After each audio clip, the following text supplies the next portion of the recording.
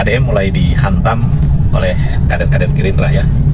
KDM dianggap memiliki program yang menghambat program Presiden Prabowo ya. Ini yang selalu saya katakan bahwa pemimpin yang kritis, yang cerdas, yang jujur itu sulit tumbuh di tengah pragmatisme partai, di tengah politik loyalis buta. Jadi politik kita itu orang menghamba tanpa ada alasan yang rasional gitu ya. Kang Deddy Mulyadi merupakan sesosok kader partai. Dulu pernah di Partai Golkar, sekarang di Partai Gerindra ya. Tidak sedikit loh kader partai yang karena dia jujur ya, karena dia mementingkan kepentingan rakyat, banyak sekali yang menjatuhkan ya. Ya siapa lagi kalau bukan senior-seniornya yang menjadi penunggu status quo. Pasti kalian paham dengan maksud status quo ini. Ini juga banyak pihak yang mengingatkan Kang Deddy Mulyadi untuk berhati-hati dengan kader-kader partai lainnya. Ya karena kita tahu sendiri betapa cintanya Kang Deddy Mulyadi terhadap masyarakat. Saking cintanya banyak kebijakan-kebijakan yang tidak sedikit merugikan banyak orang-orang politik lainnya. Kita tahu semua itu ya. Dalam hal ini apa penjabarannya bahwa KDM banyak sekali yang benci dan akan selalu ada orang-orang yang berusaha menyingkirkan KDM dari partai atau dari politik karena kejujuran KDM. Coba kita lihat dulu penjelasan video ini. Cekidot.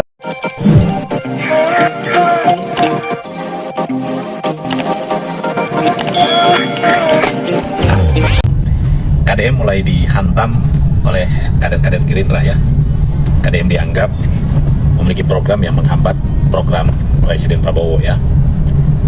Ini yang selalu saya katakan bahwa pemimpin yang kritis, yang cerdas, yang jujur itu sulit tumbuh di tengah pragmatisme partai, di tengah politik loyalis buta. Jadi politik kita itu orang menghamba tanpa ada alasan yang rasional gitu ya. Orang menghamba karena kekuasaan. Di partai itu kader-kader potensial yang tumbuh jujur, tumbuh menjadi pemimpin yang baik, punya integritas, itu tidak bisa bertahan lama, akan cepat dihabisi. Karena itu KDM adalah salah satu contoh kader partai yang hari ini berpikirnya jernih, berpikirnya objektif. Saya melihat KDM ini benar-benar pemimpin yang memahami apa yang menjadi tanggung jawab dia, ya.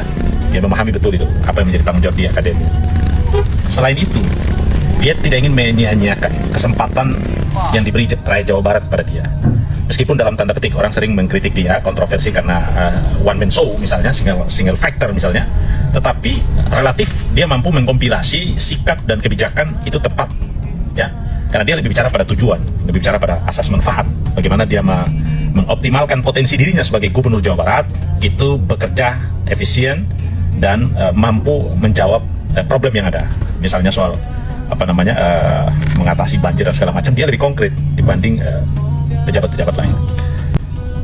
Kang KDM, saya berpesan memang Anda juga harus agak hati-hati karena di sekeliling Anda juga tidak semua orang nating tulus melihat Anda terlalu jujur menjadi pemimpin. Itu juga nanti menjadi ancaman bagi mereka, karena kita berhadapan dengan sebuah sistem di mana orang-orang yang berpikir tentang diri kelompoknya itu tumbuh dalam iklim kekuasaan yang begitu subur, sehingga potensi orang yang hebat untuk jadi pemimpin itu bakal cepat dihabisin. Nah, KDM harus hati-hati itu. 100.000 seharian, mikul ongkoh, ngaduk ongkoh, ngalacai ongkoh, demi 100.000. Tapi proses mengajarkan hasil. Proses tidak pernah menipu hasil. Dari proses lahirlah anak-anak hebat, tapi dari anak-anak yang manja akan lahir negara lemah. Betul tidak? Betul. Lu si kuat. Ngan aneh nate ari baheula di arantap ari ayeuna karek daremo. Demo runtut Deddy Mulyadi diperbaiki lingkungan ke kadeuleuh usia aing memperbaiki kunaon sia karek ngomong ayeuna ai baheula na hepep wae sia. Benar tah? Ini baheula cari cing wae ayeuna karek ngomong. Yang buntung dikelola kita, yang untung dikasih orang dan kemudiannya dihutang negara. Saya nggak tahu belajar ilmu ekonominya di mana. Saya coret sekarang. Kamu bodohnya luar biasa. Kan Bapak harus saya ngomong jujur. BUMN-nya yang berproblem. Kalian tersinggung nggak sih dikritik seperti ini? Sebenarnya sih gak ada masalah. Saya lebih baik dipimpin oleh orang bodoh tapi mengerti daripada orang pintar tapi tolol. Banyak BUMD yang namanya ada tapi aktivitasnya tiada, Pak. Sehebat apapun kita memiliki konsep tentang sebuah negara, pada akhirnya satu yang dilupakan di negeri ini adalah otak tidak cukup kalau tidak punya hati. BUMN apakah gerangan yang menjadi beban? Yang jadi beban bagi Jawa Barat itu yang BUMN pinjam duit belum bayar. Ada saya sebutin, ada di HP saya ada. Saya sebutin itu beban, Pak. Sudah nggak ada duit Pemprov Jabar dipinjam. Iya, gua demen yang kayak gini-gini nih. PT Barata Indonesia 89 miliar lebih. PT Perikanan Indonesia 96 miliar lebih. PT Papro, PT Kimia Farma 950 miliar lebih. Totalnya 3,6 triliun 76 miliar 872 juta 709.596. Beban, Pak. Pak Gubernur yang bikin beban tadi. Ya, saya khawatir jangan sampai kita langsung mencap ya teman-teman. Proses di dalam itu sangat ketat sebenarnya. Pinjamnya tanpa agunan. Itu udah berarti pidana dong. Jadi gini, itu udah nggak pakai akal sehat. Jadi kalau Bapak ngomong profesionalis, menurut saya sudah tidak profesional, Pak. Bagaimana sebuah kredit nilainya hampir 600 miliar dikeluarkan pernah agunan? Tidak ada agunan. Oh, jelas mensreanya itu. Ada yang lucu loh, Pak. Seluruh perkebunan PTPN karet itu ditebang, habis dijual kayunya tanpa rencana. Setelah itu sekarang menjadi tanah kosong, longsor di mana-mana. Satu sisi BUMN yang mengatakan saya mendapat keuntungan dari penjualan kayu, tapi di sisi lain negara jebol untuk merecovery.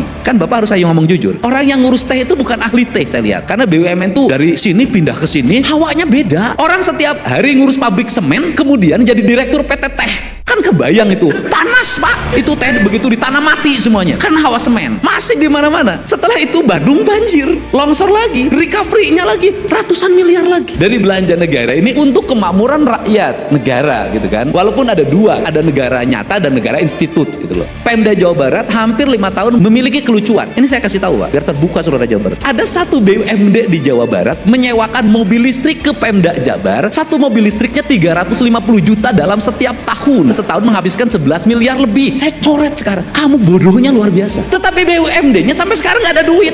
Karena uang pendapatan yang 11 miliar itu dibikin lagi anak perusahaan baru untuk mengkamuflase agar uangnya lari. Saya tahu itu otaknya begitu. Tuh di kabupaten kota lebih lucu lagi. Kontrak ini kelucuan, saya kasih tahu aja. Jakarta, pajak yang terkumpul di sana hampir 1.000 triliun lebih. Problem Indonesia itu apa sih, Pak? Keadilan, Pak. Ini problem. Jadi saya setuju kayak Bapak bikin kegiatan muter gitu, Pak. Duitnya dari Jakarta dibawa muter di sini. Bukan duit di sini dibawa ke Jakarta, Pak. Jadi cocok, Pak.